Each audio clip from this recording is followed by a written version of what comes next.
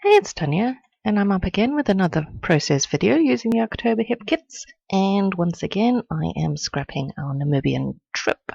We had just arrived at our destination here, which is Etosha, and Etosha is the most magical place in the world. Well, oh no, I might. Is that copyrighted? Isn't Disney the most magical place in the world? Okay, let's put it this way. Etosha for wild animals is one of the most magical places in the world. You will see in upcoming videos that it is just phenomenal what you can see there, from rhinos to elephants to lions to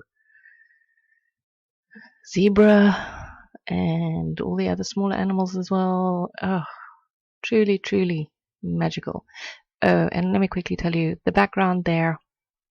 I was innocently lying on my couch, as I do, watching YouTube process videos, and it was a day where Landgraf had put up 2. That's a good day, let me tell you people, that's a really good day. And I got halfway through the second one, when I thought, you know, this woman is an inspiration.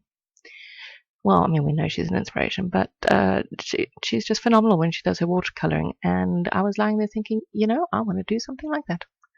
It was the one where she was coloring in the coffee cups and that. Oh, so pretty. It's so nice to watch. And I had this idea of using the stamp set that came in the September kits and heat embossing them as I did, and then I was going to color in each of the letters, but well, that didn't work out because silly me didn't realize that the stamp was what is it? Well, kind of solid. So there was no ways I was going to color them in, and also embossing resists paint, as you can see there. So that plan didn't work out so well. So then I figured, oh well, I've done this, so let me just color with the various colors that I'm going to be using in my papers. And I did. Not a fantastic job, but it's not bad. Oh, you're going to see something something just now. I swear these things only happen to me, unless they've happened to you. Look at that. All I did was pull the paint thing closer to me, and one of them tried to get away.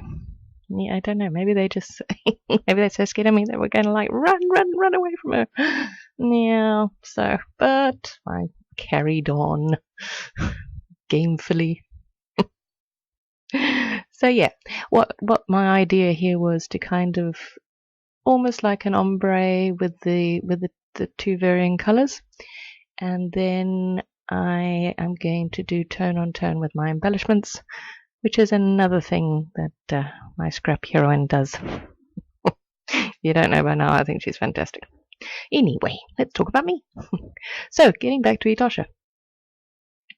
The campsite that we chose has this watering hole, and every evening you go and you sit there, and let me just tell you, it was freaking hot. I mean, we're talking 45, 46 degrees at 5 o'clock in the evening. Now this is Celsius, not Fahrenheit. So it is stinking hot. Still, you go and you sit quietly, because everybody needs to sit quietly, because I mean, obviously if you make a raucous noise, the animals aren't going to come.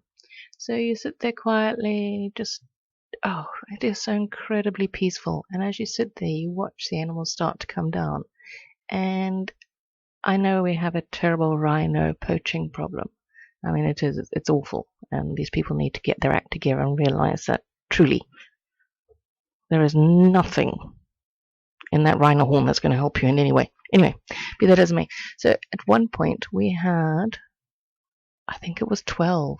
We had 12 rhino around the watering hole, and those animals are the quietest you have ever seen. You do not hear them coming, I swear. They are huge, you know. I mean, they're rhinos.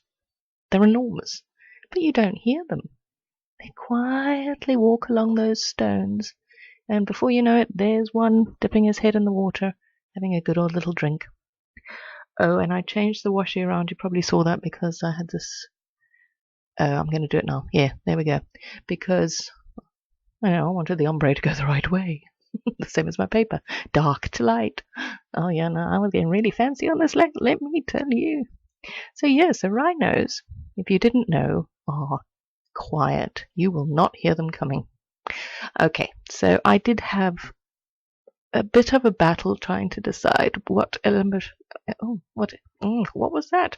What embellishments I was going to use and where they were going to go. So I turned the camera off and did a little bit of playing around because trust me, you do not want to see half an hour of me putting something down, taking it up, putting it down, and then, ending up in the original position I put it in. Trust me, that is not riveting viewing at all. So I have kind of placed them where I know where I want to put them. Let's put it that way. And yes, I'm colouring that little wooden veneer house with my watercolour pencils. I do love those pencils. They are just so pretty. So yeah, see, it looks like I know exactly, magically know where to put them. But yeah, no, I had pre-designed it. Just in case you think I'm fantastic. Well, you should think I'm moderately okay. Yeah, I'm alright. Okay, so I knew this was going to be hard. This is like a 10-minute video. And, I mean, I've told you about the animals. Oh, yes, okay. Please tell me, other than what I do to stick this arrow down, how are you people getting those arrows stuck down? Because they don't stick. And, I mean, honestly, woman, did you really think that stapler was going to get there? So, yes, I do have one of those nice long ones. What I didn't realize was it had blue-colored staples in it. Who knew? But it's fine. It works. You can't really tell they're blue. So, yeah, I don't know how to stick them down. I mean, other than stapling them, because they're not flat. They've got that little piece of string wrapped around them, and that, I think, is the problem. So, yeah, any tips? Most welcome. Now I'm just adding a few more little bits, like the puffy stickers. Oh, and then I wanted my title to be, well, I was thinking what I want my title to be, and I finally came up with the really imaginative finally here. And as I was moving it around, I thought, wow, it actually really looks nice over that. Is that an acetate? Yeah, little acetate label. I thought that was quite inspired. Yeah, go me. So there we go. There's my title finally here, because it did take us a good couple of days. Oh, and an ampersand. Do you know why I was thinking about this on my drive home the other day? Because, well, let's face it, we all think about scrapbooking as we're driving. And I realized that it's not just the shape that I like. It's actually saying the word ampersand. It sounds so fancy. We just call them ands. But, ampersand just sounds so posh. So, yeah. I get to put ampersands on my layouts. Oh, and I thought that was quite cute. Those little stars, because it's a house and those stars for nighttime. Yeah, whatever. And those little stars are the bane of my life because they don't stick to the backing. So you'll pick something up, which you'll see happens to me just now. Oh, let's wait for it. We're on the edge of our seats now. Oh, well, just now. Just now I pick up something to use and I turn it over and there's one of those little stars. Yeah, so it goes on the layout too, but no, they just don't stick to the backing of the paper. Oh, and I thought that was quite cute. Is it a loom? What is it? Anyway, it's a circle with a little bobby thing. I think it's a loom. No. I don't know. Not that it really matters. But I thought that looked quite cute around there. And you see I'm doing very tone on tone, which is working quite well here. Oh, and that bottom photograph, that's all the things you can't do in there. Yeah, there's a lot of things you cannot do in a game reserve. Because otherwise the animals might eat you. No, so don't drive around with your window down. It's stupid. Yeah, sorry, that's a reference to a recent really terrible tragedy that happened here. This girlie was driving around with a game ranger and a lion attacked her because she had her window down and was hanging out taking photographs. Not the brightest thing in the world to do.